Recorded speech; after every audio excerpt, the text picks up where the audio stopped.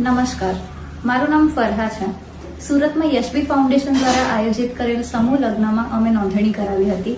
અમે હિન્દુ કે મુસ્લિમ સમાજની લાગણી દુભાવવાનો કોઈ પ્રયાસ કર્યો નથી. અમે ફક્ત અમારા લગ્ન થાય એવા શુભ આશયથી યશવી ફાઉન્ડેશનમાં ગયા હતા. ત્યાં બધી અમે રજૂઆત કરી હતી અને તે લોકો દ્વારા ફોર્મ ભરી તમને જાણ કરવામાં આવશે એવું કહેવામાં આવ્યું હતું. ત્યારબાદ ગ્રુપમાં એડ કરી તેમજ યશવી ફાઉન્ડેશન દ્વારા જાતે ફોન કરીને અમને જણાવવામાં આવ્યું હતું કે તમારું ફોર્મ સિલેક્ટ થઈ ગયું છે અને 14 માર્ચે તમારા લગ્ન કરાવવામાં આવશે.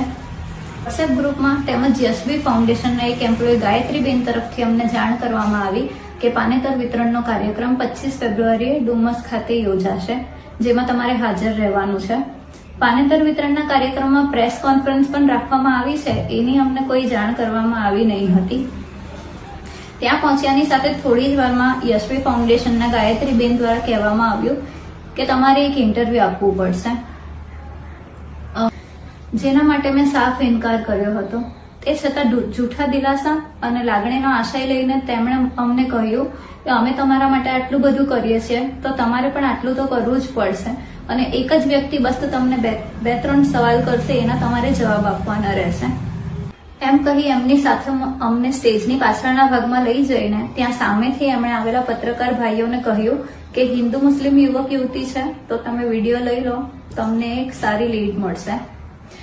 ત્યારબાદ સતત 2 દિવસ તમામ ચેનલ, સોશિયલ મીડિયા તેમજ ન્યૂઝપેપરમાં પણ આ ઇન્ટરવ્યુ આવ્યું હતું અને લોકોએ ઘણી સારી ખરાબ ટિપ્પણી કરી.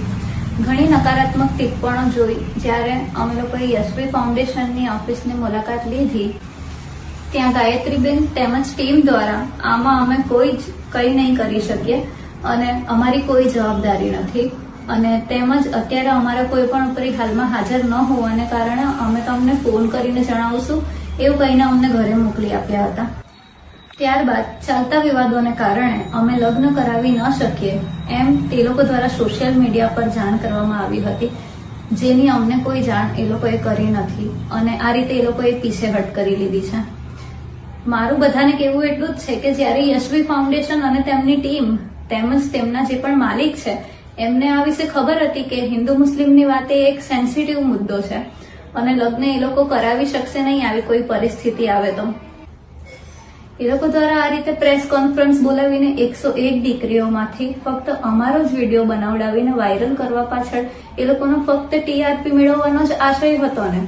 આજે યશવી ફાઉન્ડેશન દ્વારા કરવામાં આવેલા આ ગંભીર અને ધર્મોની લાગણી દુભાવવા માટે કરવામાં આવેલા તેમના એક TRP સ્ટન્ટને કારણે લોકો અમારા માટે ઘણી ખરાબ ટિપ્પણી કરી રહ્યા છે.